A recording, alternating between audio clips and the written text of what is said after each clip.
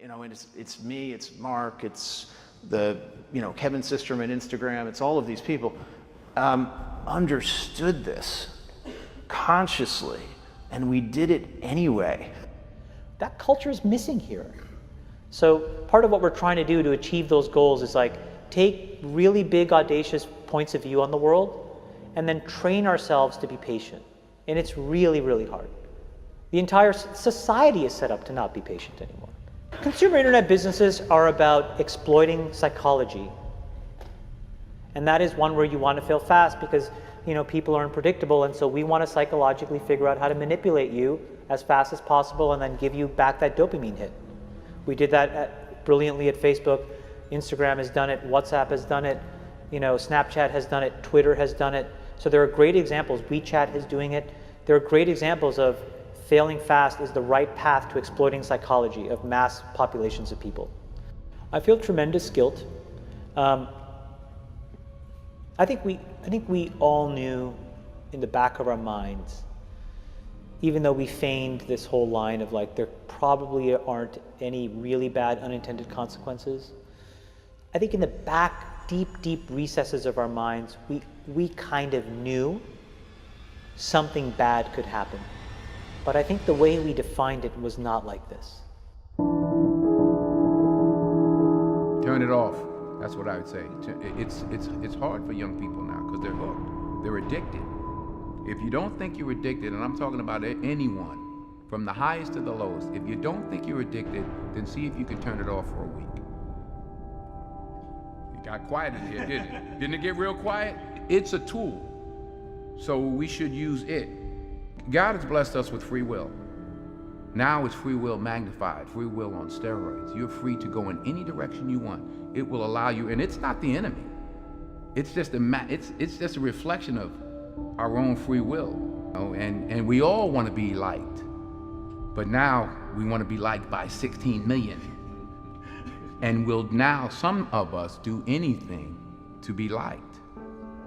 We used to do anything to be liked, but it was by the person in front of you. Now it's to be liked by 16 million people that you don't know.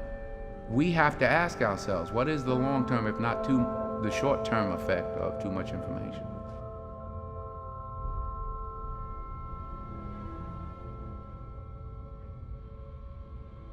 So the context was I was at Stanford and the dean asked me to speak to the MBA students. And in it, what I was talking about was, the question was, you know, what do you think the long-term effects of social media in general are? And unfortunately what happened was, I think it's easy to characterize what I said just as a Facebook specific thing because I worked there and I was a key part of growing it. The reality of what I was... Explain what you said at the time. So what I said was, I think the tools that have been created today are starting to erode the social fabric of how society works. And what I meant by that is the following thing. Today we live in a world now where it is easy to confuse truth and popularity. And you can use money to amplify whatever you believe and get people to believe that what is popular is now truthful and what is not popular may not be truthful. You know, Joe and I, for example, we've been on the other side of climate for a long time, right?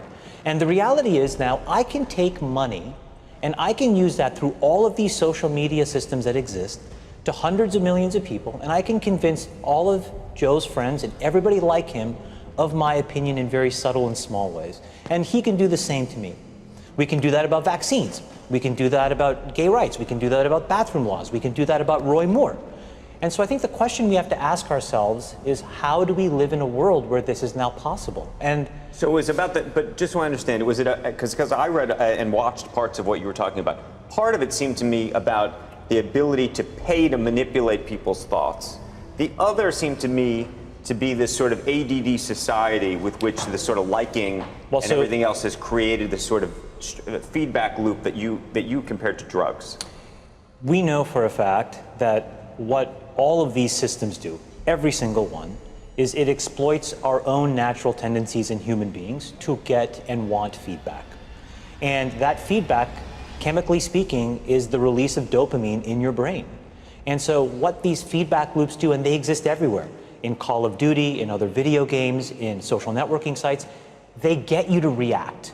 when Facebook was getting going, I had these people who would come up to me and they would say, you know, I'm not on social media.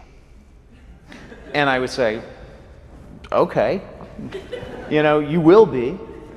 And then they would say, no, I value my real life interactions. I value the moment. I value presence, and I value intimacy. And I would say, well, you're a conscientious objector. That's okay.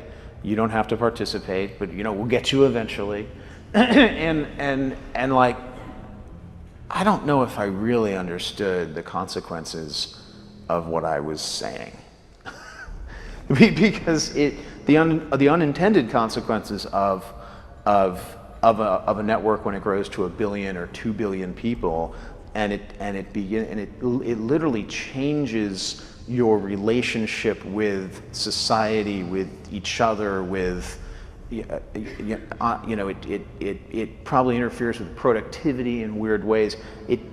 God only knows what it's doing to our children's brains. You know, if the thought process that went into building these applications, Facebook being the first of them to really understand it, that thought process was all about how do we consume as much of your time and conscious attention as possible.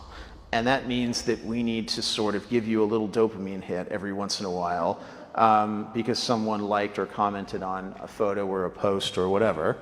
And that's going to get you to contribute more content, and that's going to get you, you know, more likes and comments. I mean, it's a social validation feedback loop that it's like it's exactly the kind of thing that a hacker like myself would come up with, because you're exploiting a vulnerability in human psychology.